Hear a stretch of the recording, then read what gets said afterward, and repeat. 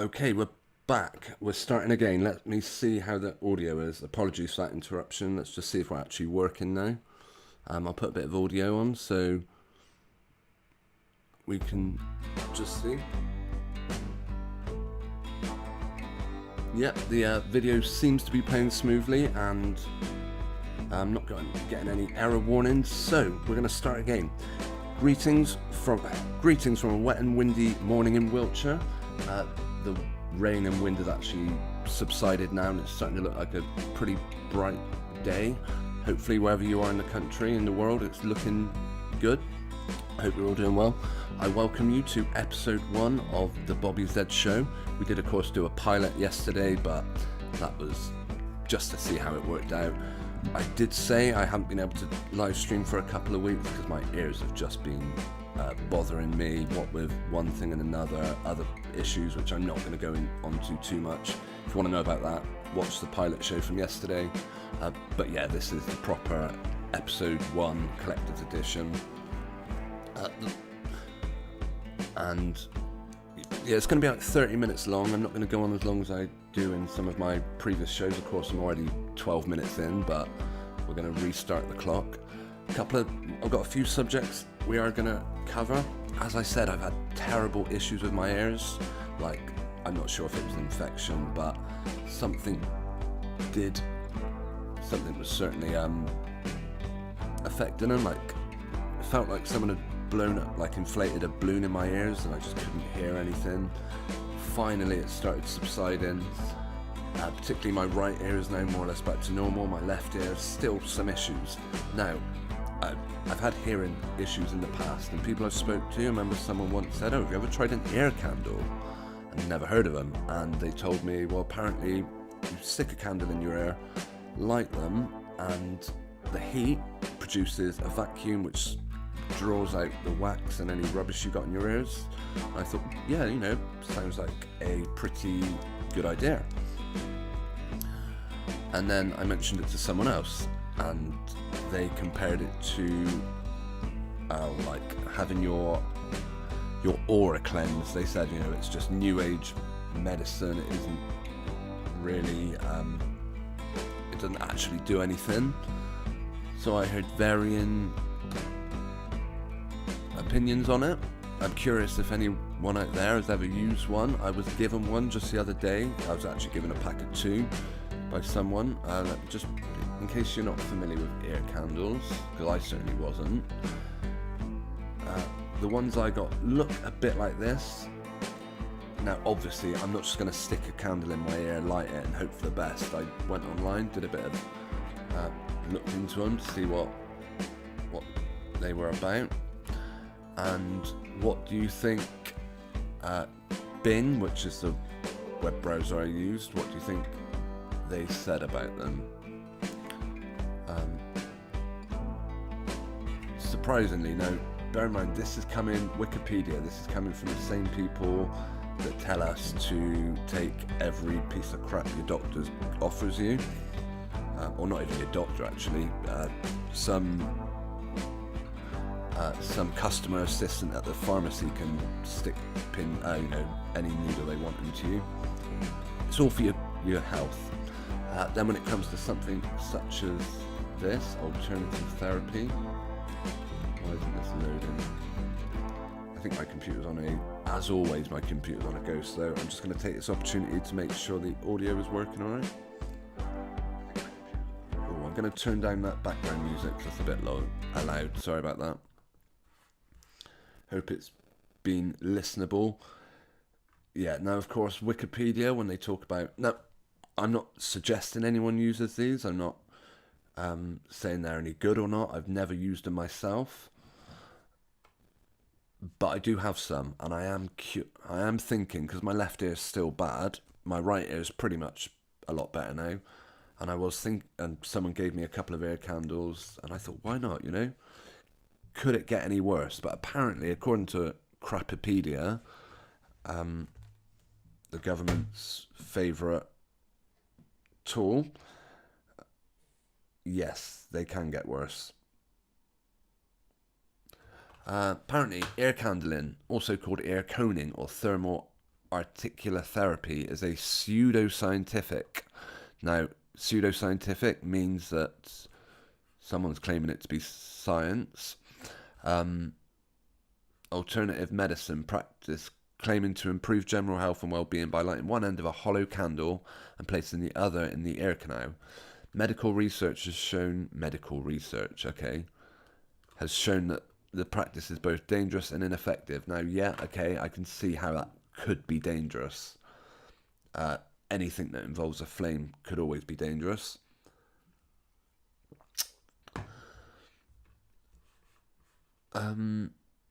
But they completely dismiss the possibility that... I mean, I'm just not surprised to see Wikipedia. I mean, look what they've got it under. This article is part of a series on alternative medicine, general information, fringe medicines, conspiracy theories. What's that got to do with anything? I guess that... yeah, we won't even go there. But yeah, Wikipedia dedicate a lot of time to telling us how dangerous ear candles are. If I went on and looked at something like MMR vaccine or whatever, do you think there would be... how much time and energy do you think they would put into telling us how dangerous, or sorry, any potential side effects from taking their vaccine? I doubt it. But yeah, they certainly don't like alternative medicine, which is why I'm asking, anyone else out there ever use them? And I'm tempted to try one myself, and I'll come back and let you know whether it helps or not. Yeah, it was the person that gave me them said that they helped them. So yeah, time will tell. Of course, mainstream media is a great place for advertising illnesses. It comes at you in all forms. Yesterday we watched a jingle about about antibiotics shouldn't be used too much. Take your doctor's advice. Hang on, it's the doctors that are constantly telling you to take they're the only ones prescribing it, as far as I know. I don't think there's much of a black market in antibiotics. Could be wrong.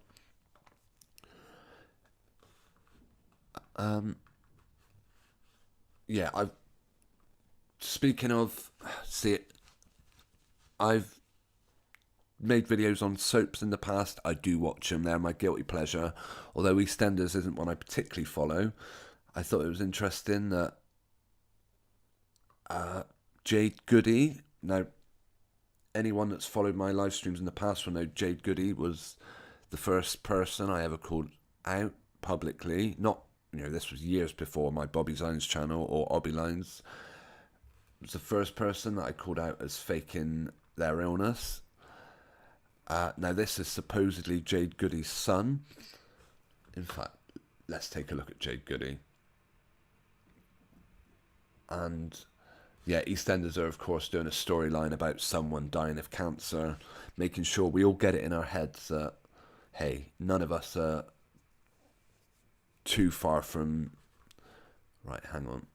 Let me do a search. I'm just going to check while this page loads that audio and everything's playing back all right.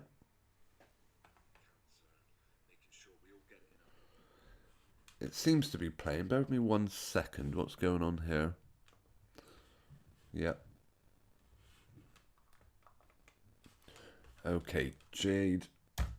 If you don't remember back in... When was Jade Goody? She was around easily 15 years ago now. Come on. Computer's gone to sleep, which is absolutely typical. Right, here we are.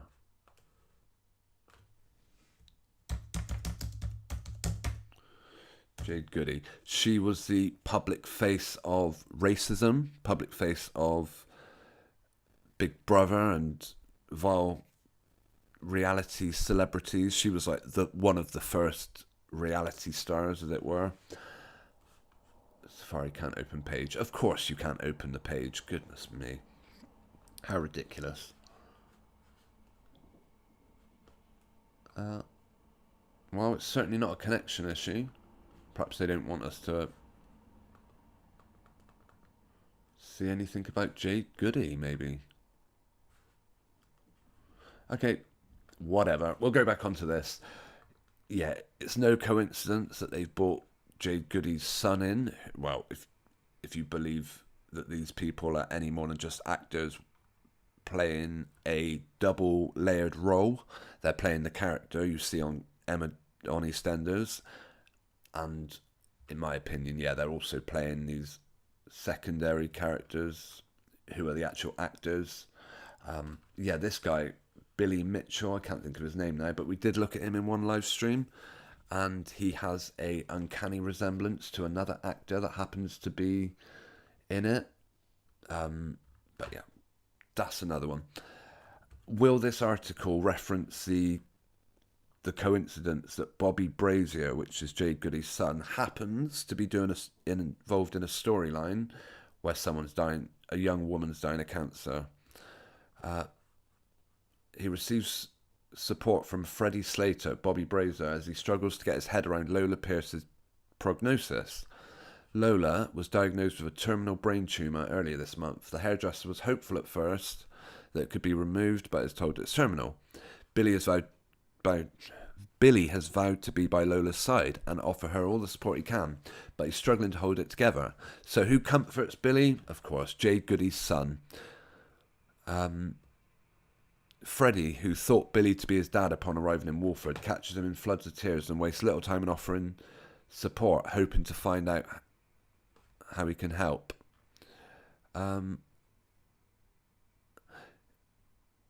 Yeah, it's no coincidence that the son of a character that the son of a celebrity that supposedly died of cancer happens to be in a soap and is almost seen as an authoritative figure on this subject.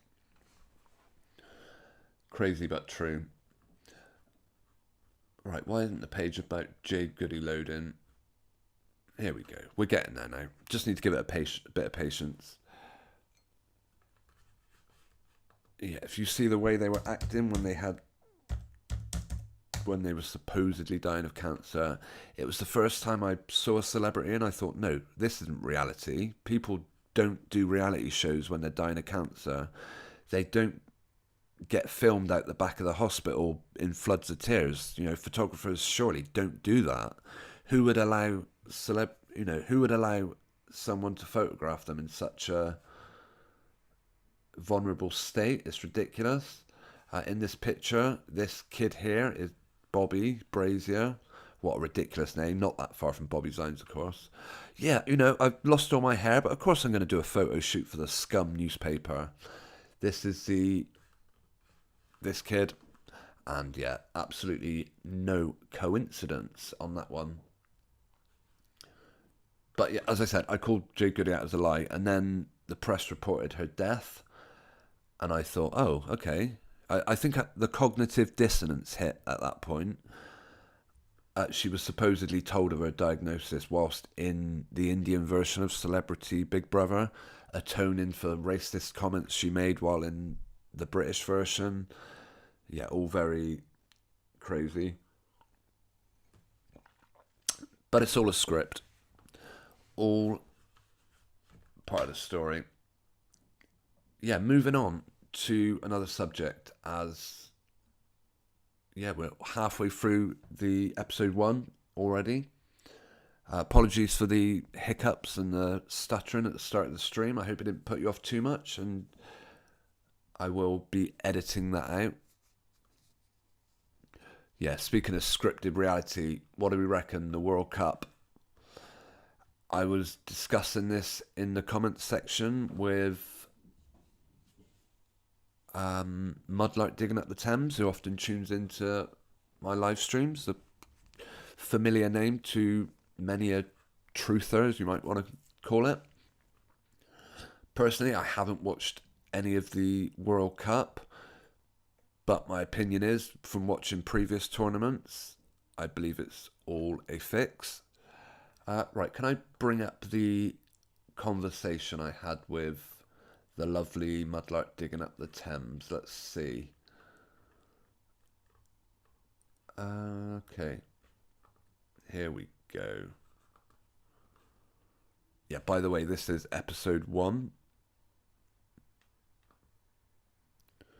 Oh, needs to zoom in a little bit, I think.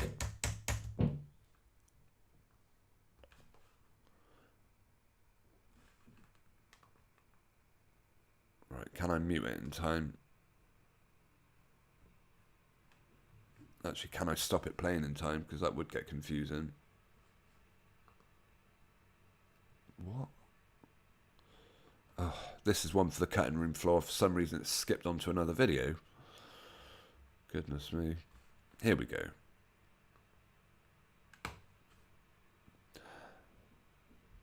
Right. Mudlark.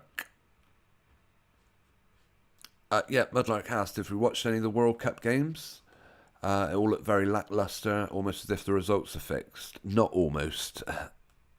And I pointed out I haven't watched any, but I remember from previous tournaments how fixed all the games appear. Like the players deliberately missing the goal. I'm in no doubt every goal, every game, every foul, and maybe even throw-ins and corners are pre-planned.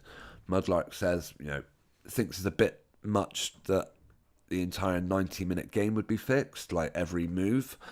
And while I agree with that, not every move, I do think, as I said, they looking at their favourite numbers, especially anything you can bet on or that gets recorded in the stats, does seem to be part of the script.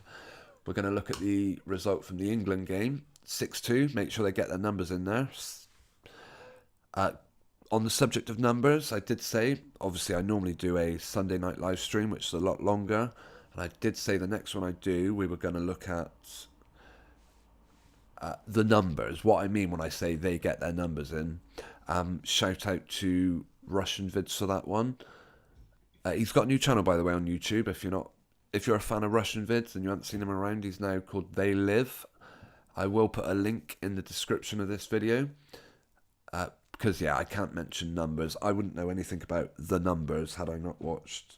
I'm not saying he's the only person or the first person to touch upon numbers, but the hoax codes, as it were. But he was the first person I heard it from. This sticking his tongue out, again, it's mockery. It's no coincidence they've used an image of someone with their tongue stuck out. I mean, look at that. Ridiculously fake hairline on this guy. Probably a wig, who knows. Strangest nose I've ever seen. Okay, first person to score, Bellingham, in the 35th minute. They just missed out on 36 there. What number shirt do you think Bellingham was wearing? Well, I can tell you, there he is. That's Bellingham, number 22.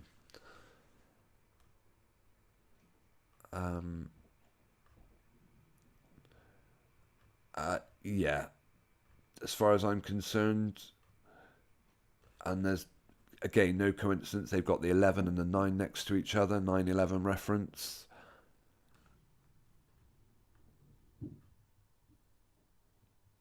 Again, 9 on his shirt, 11, 24. I don't know whether the 24 is of relevance, but I'm pretty confident they would not have this picture up, 9, 11, 24, if it didn't have some meaning to those who are in the know. Yeah, there's no wasted motion, as it were. They will always make sure they get their numbers in one way or another. So am I watching the World Cup? Absolutely not. If you guys are, I know a lot of people that don't want to believe football's rigged, football's completely fake, because they dedicate a lot of time to watching it. They love it. It's their weekend. Guys, seriously, in my opinion, I would never watch a football game on a Saturday because it's breaking the day of rest. It's completely disregarding the Sabbath day. So for that reason alone, I won't watch football. But yeah, I used to be a fan. I consider myself a Liverpool supporter because when I was a kid, I watched the 1986 World FA Cup final and Liverpool won. And from that day on, red was my favourite colour. Actually, yellow, because their reserve kit was yellow. And yes, I like Liverpool. Growing up into my teens, 20s, I sort of went off football in my 20s, early 20s. And then as I got into my 30s, a lot of the people I knew and associated with all loved football. So I just got into it again. Once I realised the lie system, the complete deception that mainstream media gives us, I cannot then, I can't watch the news, say that story's a lie, that story's a lie, that story's a lie. And now for the sport. Today, Liverpool or England ran out 6-2 winners. Oh, this must be real then. No, not at all. Everything given us in the mainstream is bullspit in my book. And yeah, look at that guy. What a phony. Look how tiny his little face is. I could get onto women's football, but that's one for another day, perhaps.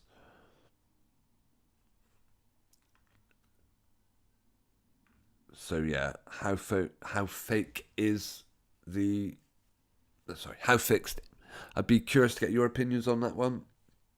I mean, I'm not sure what the other results are. Perhaps we'll have a look to see if any other interesting numbers have come up. And whether any of the other... Where's the scores? Here we go. What was the first game? Let's see.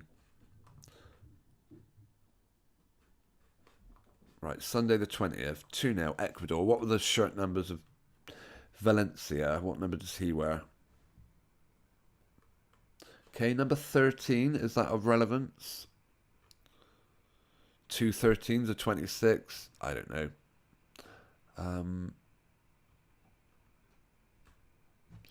Okay, we'll check to see any other results.